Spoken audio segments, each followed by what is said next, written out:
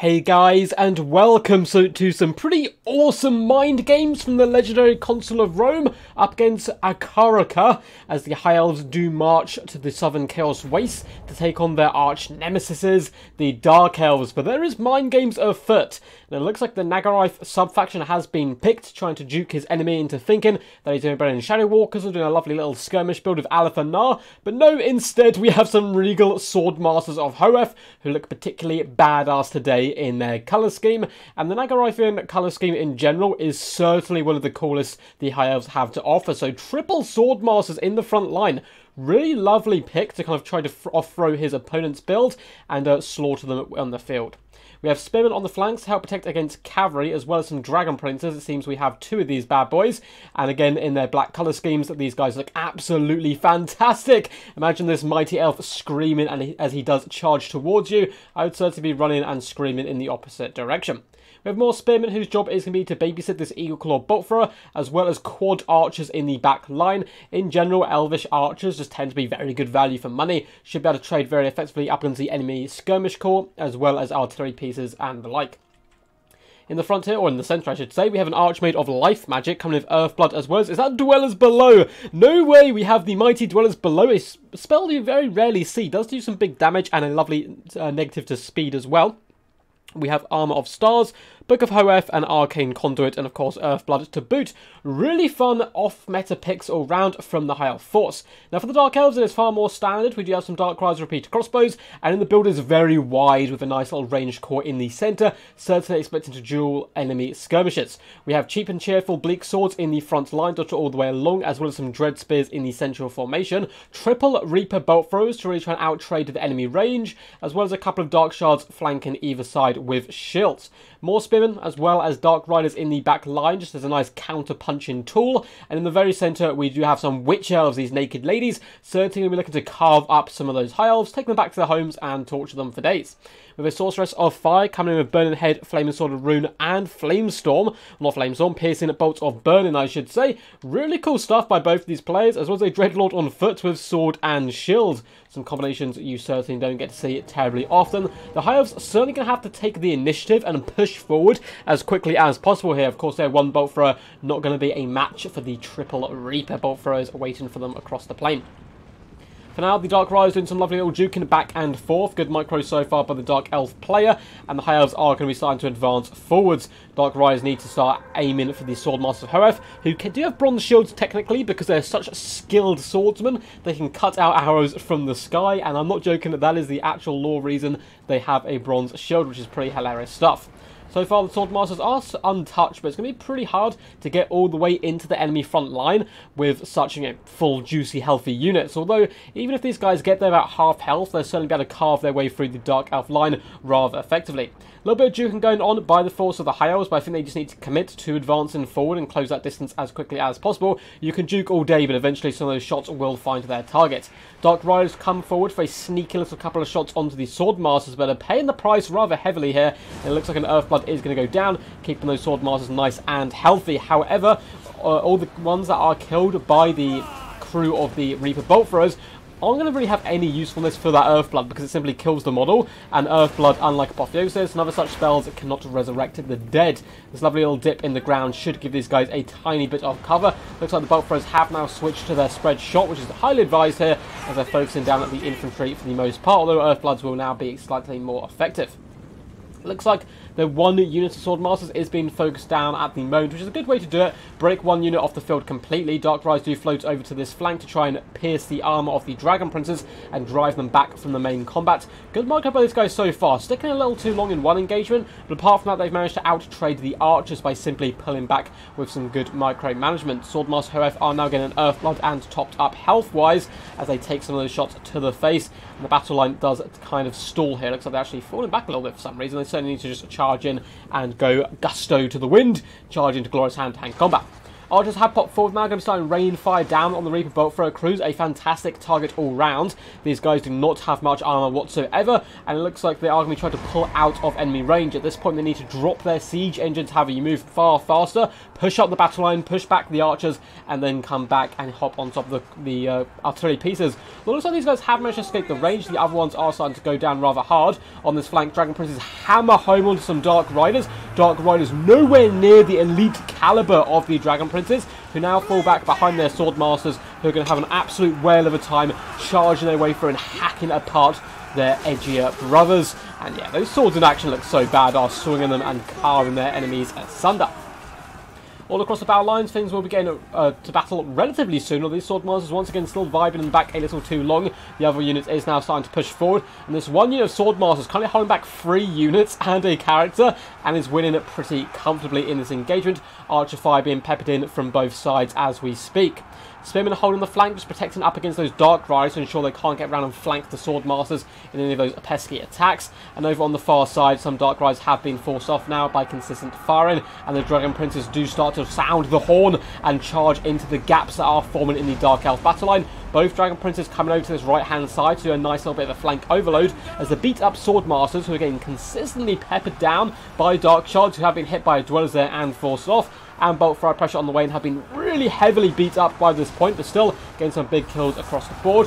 Dark Dragon Princes now to push into the back line, running over Dark Shards as well as the Reaper bolt thrower crew, doing some lovely damage. A big counter punch coming in from the Dark Riders, but they're really going to lack the AP to drag down the heavily armoured Elves.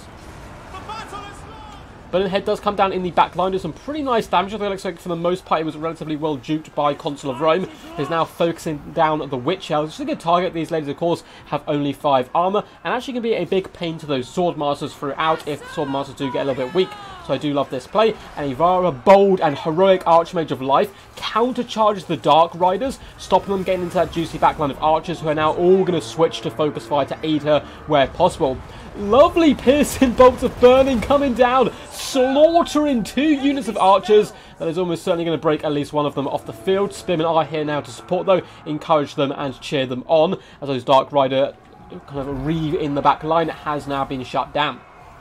In the front line, Triple Swordsmasters are starting to suffer eventually. 181 kills on this unit, though. 171. They're certainly getting the job done, despite the fact there's only 1 unit which is relatively healthy left. And they're going to be doing a decent job up against the Helibroni, carving them into pieces, chopping them down to size a little bit. But at the same time, sheer weight of numbers and bowfire has dragged their numbers, and they are dwindling. They're a breed on the edge of destruction.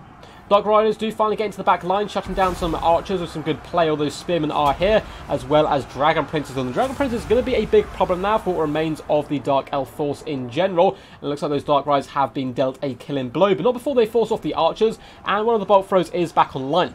Another fat burning head is going to come down on these archers, getting some lovely value. It looks like Consul did notice, but just a tiny tad too late, and he tried falling backwards instead of forwards. And to dodge those spells, you really need to be moving forward, which is why they're so good when you get pinned in.